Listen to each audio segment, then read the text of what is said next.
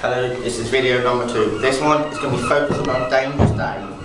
So first of all, as part of the P3 task, I'm going to talk about the drawbacks. The first one I'm going to use is customer trust. When someone is using e-commerce, they find it very difficult to trust where their things come. Because out there's a lot of bogey websites. But if you go into a store, then you can know the person and you'll get to know them, and then you know what they're like, and then you can feel confident if you want to buy the product. Also, another thing you find at Dangerous Days is our customers don't like the lack of human contact, which is another drawback. Because if they shop online, they don't have their trust. They don't have that trust issue. They find trust issues. They can't speak to anyone about the product or service and see what it's advertised and really what it's like. And obviously, you can't go to the place itself to see what it's like. However, another drawback with our Dangerous Days is delivery issues. Delivery order issues are a drawback of e-commerce because when a person is purchasing something online, they have to wait for a service to arrive, and this could take up to a couple of months depending where you're buying it from. For example, if you're buying it on a line from China, it will take at least 24 days according to the Royal Mail.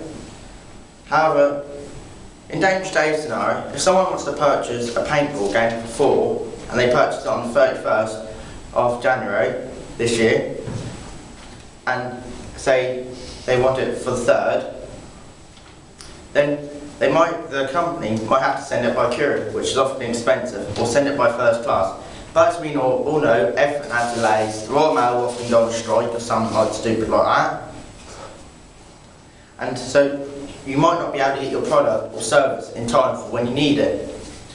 However, we also have international legislation. This one's quite tricky when it comes to Dangerous Days, because a lot of things within Dangerous Days business are legal everywhere else. So I'm going to use a different example for this. When you're buying something online, each country, it doesn't designate what legislation you stick to the country. It's a very tricky effort. Say someone wants to purchase cigarettes or alcohol, they can purchase it from a Tunisian-based company, and that's where their legal age, they don't have a legal age of purchase for cigarettes and drink. And if they were to be sent to England, the legal age to purchase cigarettes and drink is 18. However, it's quite simple to make a purchase of substance like cigarettes or booze and get it sent to England. But however, we don't know what legislation it's from, because it's traded over 2 different countries. Also, in Dangerous Days thing, some companies, like paintball guns, if they look too realistic to a proper gun, then they won't be allowed to be sent here. So we have to be wary where we're buying our stuff from. So often we'll buy it from a manufacturer here because it might be much more simple and easier. Because some of the substances could be banned in another country but not be banned here.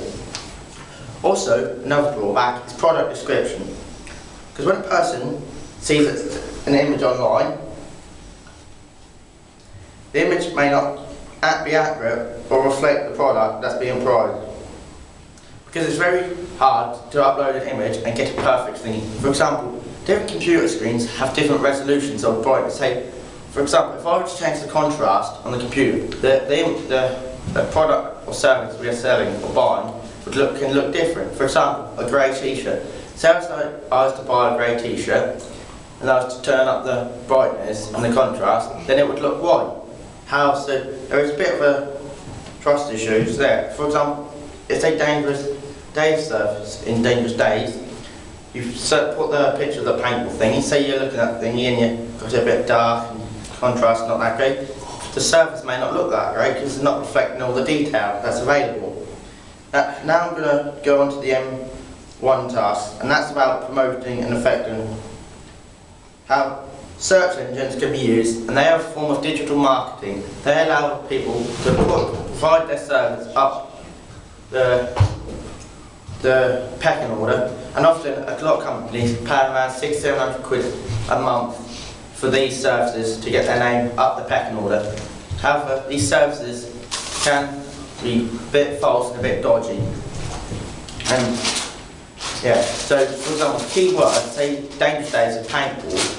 So if we ring up a digital marketing company that would put us up a pecking order, then we would use specific keywords like paintball, arenas, and these keywords will help us get up the pecking order. And news groups and forums are also very good to promote it, because a lot of people who look on news groups and forums often want to visit the service or have been to the product. For example, TripAdvisor, we may put our Dangerous Days on TripAdvisor and people will be allowed to write back and give us reviews about our services, and this allows people who've never been to the place to read different people's opinions of the service that we are providing.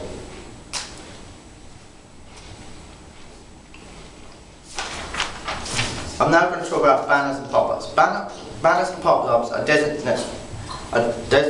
by a business to appear on other people's websites. And these are the companies that they appear on the website usually get paid for them. However, it's very little because it's like 2 pence per click. Which if you work out that, so you get 100,000 clicks a week, that's £20,000. Not that much, to be honest. But it earns money to keep the websites and the web hosting up and down. However, many viruses can come through these pop-ups and banners.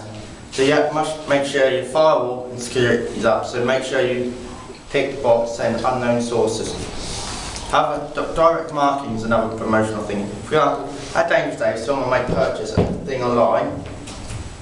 They purchase our service online, but then we must say thank you for buying our service, and then we may offer them a £5 off next time. However, that's directing marketing because we're persuading to come through a thank you for buying service.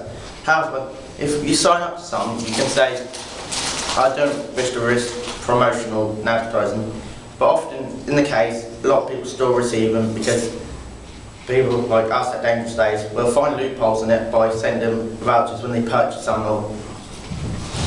Also, we like to establish customer loyalty in an e-commerce environment.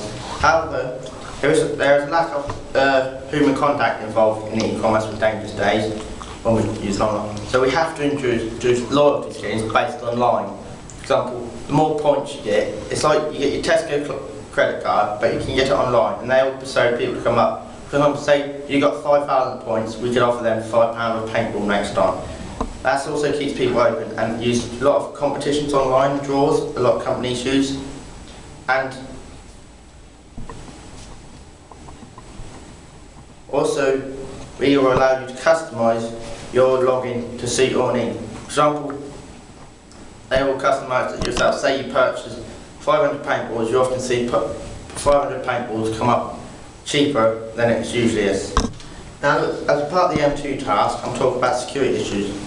At Dangerous Days, we use specialised security software through our web server, and they look at the ports and the computers to see which ones are closed.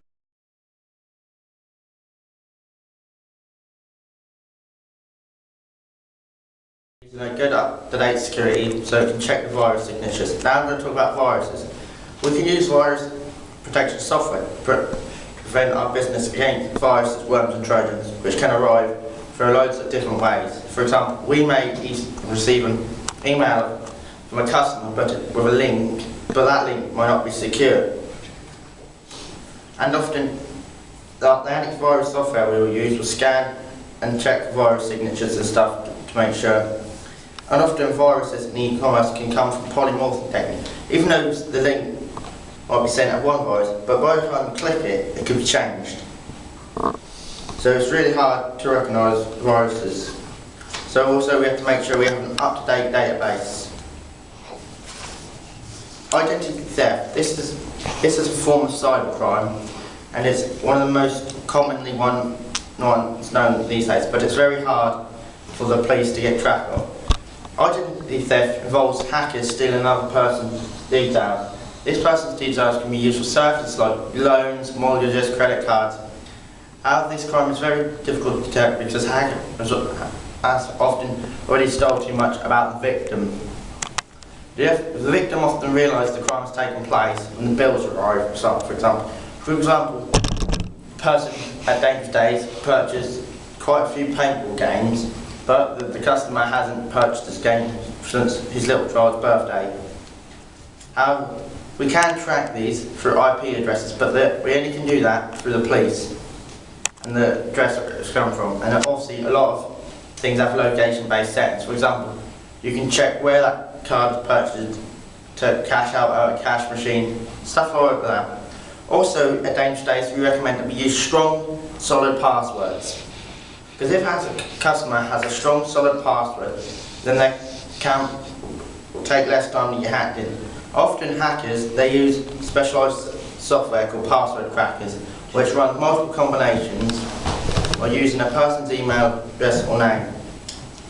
What we recommend for our strong passwords is we have letters and numbers, capital letters, lowercase and symbols, but it has to be more than 8 or 9 characters. And we don't advise using names, your name or pet's name. It's often the people that hack you, often the people that are closest to you. Now this is D1 task. I'm now going to talk about Asda. I'm going to talk about Asda and QuickFit. Asda is a company that runs both. It has a brick and click. So what are the advantages of having both? So Asda, people can go online, click and collect, which is the mostly common thing. Because an Asda may be near the person's work. For example, at Dangerous Days, I might be going home, but I could, on my lunch break, I could order all my shopping and then pick it up on the Asda on the way out. And often, e-commerce business is at 24 hours, 7 days a week, 300 days per year. And you can also process the orders. You can get a list of orders and they come in.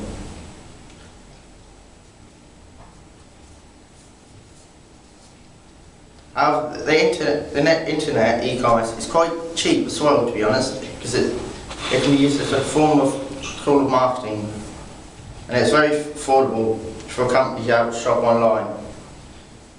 I'm now going to talk. You think about a shop.